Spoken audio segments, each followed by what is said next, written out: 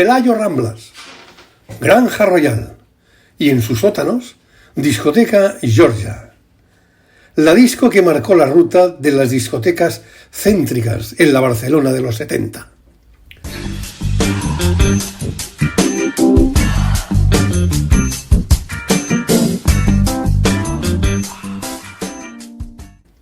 A partir de ahí ya vinieron las de Balmes Aragón, la de Consejo de Ciento Rambla Cataluña, la de Plaza Urquinaona y un sinfín de discotecas y pubs que se instalaron en apenas 8 o 10 manzanas del centro de la ciudad. Pero centrémonos en la Georgia de la empresa discotequera de los hermanos Alberto y Martí Mercadé. Georgia Salou, Biblos de Roda de Bará, Georgia Mataró, Georgia Andorra. Los hermanos Martí Mercadé en Georgia Barcelona supieron captar también a la perfección la atención del teenager más rebelde al noctámbulo más exigente. Decoración, Rafael Salanova, como no podía ser menos en aquella época. En cuanto a música, se hicieron con los servicios del disjockey Salvador de la Nuit, procedente de Bacarrá.